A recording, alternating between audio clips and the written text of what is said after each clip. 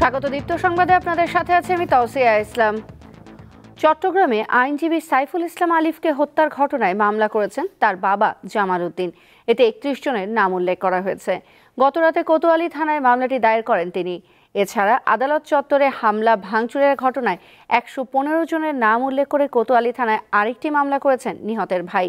ইসকনের সাবেক নেতা চিন্ময় কৃষ্ণ দাসের জামিন নামঞ্জুরের ঘটনাকে কেন্দ্র করে মঙ্গলবার চট্টগ্রামের আদালত এলাকায় সহিংসতা ছড়িয়ে পড়ে।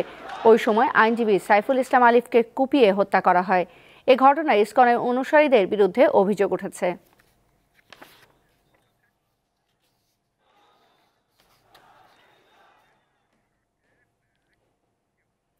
দশ দিনের সফরে লন্ডনের উদ্দেশ্যে সকালে ঢাকা ছেড়েছেন বিএনপি মহাসচিব মির্জা ফখরুল ইসলাম আলমগীর। সকাল 8:20 দিকে বাংলাদেশ বিমানের একটি ফ্লাইটে স্ত্রীকে নিয়ে ঢাকা ছাড়েন তিনি। বিষয়টি নিশ্চিত করেছে বিএনপি মিডিয়া সেল। দলীয় কর্মসূচিতে অংশ নেওয়ার পাশাপাশি মির্জা ফখরুল বিএনপির ভারপ্রাপ্ত চেয়ারম্যান তারেক রহমানের সঙ্গে দেখা করবেন বলেও জানা গেছে। 11 ডিসেম্বর ফখরুলের দেশে ফেরার কথা রয়েছে।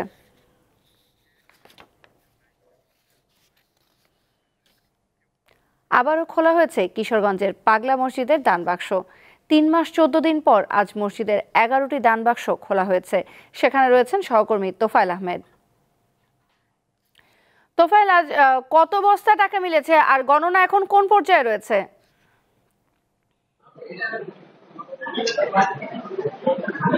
জি তোসে, আপনি যেমনটি বলছিলেন, আসলে কিশোরগঞ্জের যে ঐতিহাসিক পাগলা মসজিদটি রয়েছে সেটির দান বাক্স কিন্তু আজকে প্রায় 3 মাস 14 দিন পরে কিন্তু আবারও খোলা হয়েছে। তো এখানকার যেই গণনা কার্যক্রম কিন্তু ইতিমধ্যেই কিন্তু চলছে।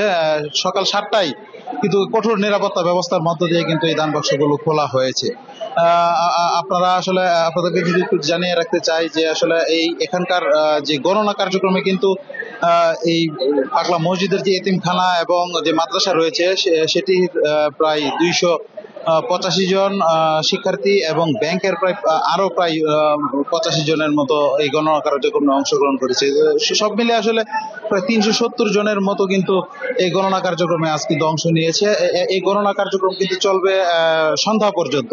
আমরা জেলা প্রশাসন এবং যে এখানকার যে মসজিদ যে কমিটি রয়েছে তাদের সাথে আমাদের কথা হয়েছিল।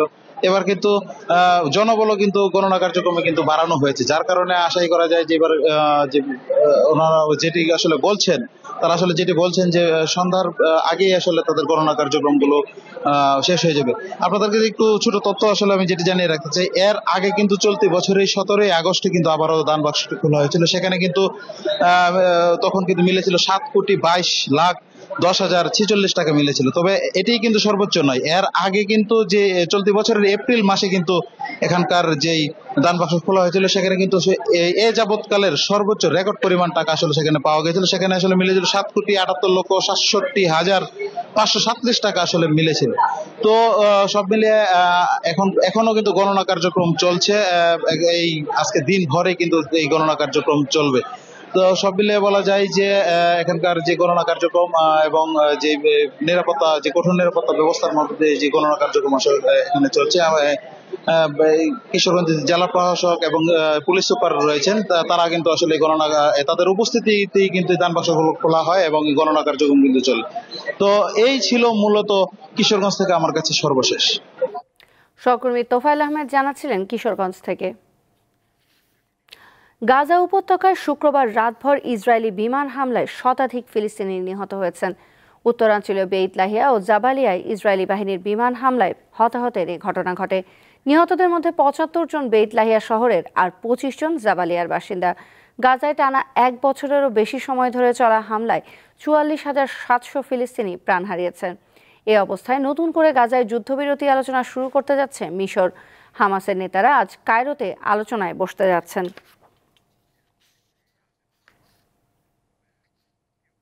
সিরিয়ার বিদ্রোহী বাহিনী দেশটির দ্বিতীয় বৃহত্তম শহর আলেপ্পোর বেশ কয়েকটি এলাকার নিয়ন্ত্রণ নিয়েছে, এমনটাই জানিয়েছে যুক্তরাজ্য ভিত্তিক পর্যবেক্ষক সংস্থা Syrian observatory for human rights. শুক্রবার সন্ধ্যা পর্যন্ত বিদ্রোহীদের শহরের অর্ধেকের বেশি অংশের নিয়ন্ত্রণ নিয়েছে। এদিকে আলেপ্পো শহরে একটি বিশ্ববিদ্যালয়ের ছাত্রাবাসে বিদ্রোহীদের গুলিতে 2 ছাত্রসহ 4 জন বেসামরিক নাগরিক নিহত হয়েছেন। সার্বিক পরিস্থিতির অবনতি হওয়ায় আলেপ্পো বিমানবন্দর বন্ধ করে দেওয়া হয়েছে।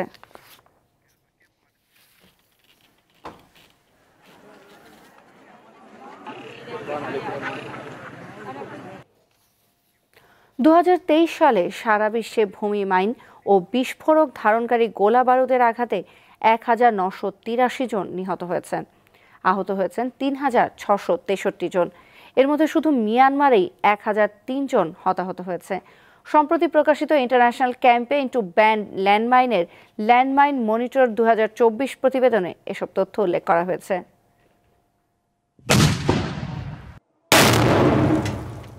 মিয়ানমারের সামরিক বাহিনী ও সশস্ত্র গোষ্ঠীগুলোর মধ্যে কয়েক দশক ধরে সংঘাত চলছে। এসব সংঘাতে প্রাণঘাতী ভূমি মাইন ও গোলাবারুদ ব্যবহার করা হচ্ছে। আন্তর্জাতিক পর্যায়ে মাইন ব্যবহারের তথ্য সংগ্রহকারী সংস্থা ইন্টারন্যাশনাল ক্যাম্পেইন টু ব্যান ল্যান্ডমাইন্স বলছে, তারা কিছু ছবি বিশ্লেষণ করে মিয়ানমারে মাইন তৈরির ইঙ্গিত পেয়েছে। এসব ছবি 2022 সালের জানুয়ারি থেকে 2024 সালের সেপ্টেম্বরের মধ্যে জান্তা বিরোধীদের মাইন জব্দের পর তোলা হয়েছে। এসব ঘটনা থেকে এটাই প্রমাণিত হয়, দেশটিতে প্রায় প্রতিটি অংশেই মাইন তৈরি করা হয়। 2023 সালে ভূমি মাইন বিস্ফোরণে মিয়ানমারে 1003 জন হতাহত হয়েছে। সিরিয়ায় হতাহত হয়েছে 993 জন। সিরিয়ার পর ভূমি মাইন বিস্ফোরণে সবচেয়ে বেশি হতাহতের ঘটনা ঘটেছে আফগানিস্তানে। দেশটিতে হতাহতের সংখ্যা 651 জন। একই সময়ে ইউক্রেনে ভূমি মাইনে হতাহত হয়েছে 580 জন। ভূমি মাইন নিষিদ্ধ করা নিয়ে জাতিসংঘের একটি চুক্তি রয়েছে। এ চুক্তিতে ভূমি মাইনের ব্যবহার, মজুদ ও তৈরি নিষিদ্ধ করা হয়েছে। মিয়ানমার সেই চুক্তিতে স্বাক্ষর করেনি। আইসিবিএল এর প্রতিবেদন বলছে, গত কয়েক বছরে সামরিক বাহিনী কর্তৃক ভূমি মাইনের ব্যবহার উল্লেখযোগ্য হারে বেড়েছে। এ সময়কালে মোবাইল ফোন টাওয়ার ও জ্বালানির পাইপলাইন অবকাঠামোতেও ভূমি মাইন ব্যবহার করতে দেখা গেছে এবং হতাহতদের 84% বেসামরিক মানুষ। লুৎফা ফৌজিয়া, দীপ্ত, বার্তাকক্ষ। 2 ম্যাচ সিরিজের দ্বিতীয় টেস্টে আজ ওয়েস্ট ইন্ডিজের বিপক্ষে মাঠে নামবে বাংলাদেশ। কিংস্টনে ম্যাচ শুরু হবে রাত 9টায়। প্রথম টেস্টে 201 রানে হেরে সিরিজে 1-0 ব্যবধানে পিছিয়ে আছে টাইগাররা। তাই সিরিজ বাঁচানোর লক্ষ্যে দ্বিতীয় টেস্টে জয়ের বিকল্প নেই মিরাজদের। মাত্র কয়েক মাসের ব্যবধানে দলের চেহারাটাই যেন পাল্টে গেল।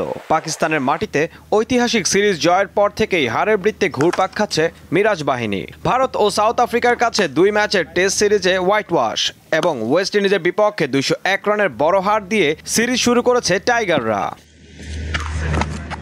অবশ্য বাংলাদেশের পেস আক্রমণ দুর্দান্ত গতিতেই চলছে, তাই বোলিং নিয়ে চিন্তা না থাকলেও ব্যাটিংটাই বড় দুশ্চিন্তার নাম। তারুণ্য নির্ভর দলের তাই বাড়তি নজর থাকবে ব্যাটিংয়ের দিকে। অ্যান্টিগার ব্যর্থতা ভুলে কিংস্টনে দ্বিতীয় ও শেষ ম্যাচে ভালো করতে বদ্ধপরিকর ক্রিকেটাররা। দ্বিতীয় টেস্টের একাদশে পরিবর্তন আনতে পারে বাংলাদেশ দল। শরীফুলের পরিবর্তে ফিরতে পারেন নাহিদ রানা। 2009 সালে ওয়েস্ট ইন্ডিজ সফরে 2 ম্যাচের টেস্ট সিরিজ 2-0 ব্যবধানে জয়ের পর ক্যারিবিয়ান দ্বীপে আর সিরিজ জিততে পারেনি টাইগাররা, যদিও সেবার দ্বিতীয় সারির দলের বিপক্ষে খেলেছিল বাংলাদেশ। অন্যদিকে প্রথম টেস্টে জয়ের পর সিরিজ হারের কোনো শঙ্কা নেই ক্যারিবীয়দের। শেষ ম্যাচে ড্র করলেও সিরিজ জিতবে তারা। তবে বাংলাদেশকে ধবলদোলাই করতে চাইবে উইন্ডিজরা। এছাড়া কেমার রোচের নেতৃত্বে পেস ইউনিটও আছে দারুণ ছন্দে। দুই দলের মুখোমুখি 21 বারের দেখায় 15টিতে জিতেছে ওয়েস্ট ইন্ডিজ, আর বাংলাদেশের জয় 4টিতে। বাকি 2 টেস্ট হয়েছে ড্র। ঈশান হাসান, দীপ্ত স্পোর্টস। ভারতের রামাকৃষ্ণনের কাছে হেরে জেনজি বক্সিং ফাইট নাইট টুর্নামেন্টের WBC এশিয়া কন্টিনেন্টাল ফ্লাইওয়েট শিরোপা জেতা হলো না বাংলাদেশের সামিউল ইসলামের। রাজধানীর বসুন্ধরায় JAFF এরেরায় আন্তর্জাতিক বিভাগে নেপালের পুরান রায়কে হারিয়ে বাংলাদেশের রবিন মিয়া, নেপালের মহেন্দ্র চাঁদ বাহাদুরকে হারিয়ে বাংলাদেশের আব্দুল মোতালেব, আর ভারতের রাগিত রাজাকে হারিয়ে চ্যাম্পিয়ন হয়েছেন বাংলাদেশের আরেক boxer Muhammad Jewel Ahmed Johnny.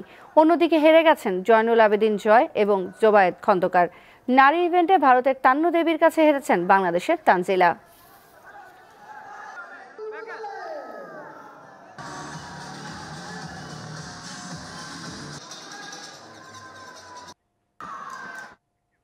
এবার একটি ভিন্ন রকম খবর। নীল নদের পশ্চিম তীরে অবস্থিত মিশরীয় শহর গিজা। সেখানকার গিজা পিরামিড চত্বরে আয়োজন করা হয়েছে বিশাল এক প্রদর্শনীর, যা দেখতে ভিড় করছেন পর্যটকরা। প্রাচীন স্থাপত্যের সঙ্গে আধুনিক শিল্পকলার মেলবন্ধনের এই প্রদর্শনীর এবার বসেছে চতুর্থ আসর। সোনালী আভায় মরুভূমি ও পিরামিডের পটভূমিতে ভাস্কর্যগুলো এমনভাবে স্থাপন করা হয়েছে যে দর্শকের কাছে প্রদর্শনীকে বৈজ্ঞানিক কল্পকাহিনীর মতো মনে হতে পারে। অক্টোবরে শুরু হওয়া এই প্রদর্শনীর আয়োজন করেছেন নাদিন আবদেল গাফফার ও তার কোম্পানি কালচারভেটর। এতে ইউরোপ, এশিয়া, আফ্রিকা, মধ্যপ্রাচ্য, উত্তর আমেরিকার 12 জন শিল্পী অংশ নিচ্ছেন। অন্যবারের চেয়ে এবারের আসর ভিন্ন, কারণ এশিয়ার শিল্পীরা প্রদর্শনীতে অংশ নিয়েছেন। এতে সীমানা পেরিয়ে সম্পর্কের দ্বার উন্মোচন হয়েছে। প্রদর্শনীর পাশাপাশি সঙ্গীত আয়োজনও করা হয়েছে, যেখানে উত্তর ও দক্ষিণ কোরিয়ার জনপ্রিয় কোরিয়ান লোকসঙ্গীত আরিরাং পরিবেশন করা হচ্ছে। লুৎফা ফৌজিয়া, দীপ্ত, বার্তাকক্ষ। এই ছিল এখনকার মতো। আমাদের পরবর্তী সংবাদ দুপুর 2টায় দেখার আমন্ত্রণ রইল। এছাড়াও অনলাইনে আরো নতুন নতুন তথ্য পেতে যুক্ত থাকুন দীপ্তর ডিজিটাল প্ল্যাটফর্মগুলোতে।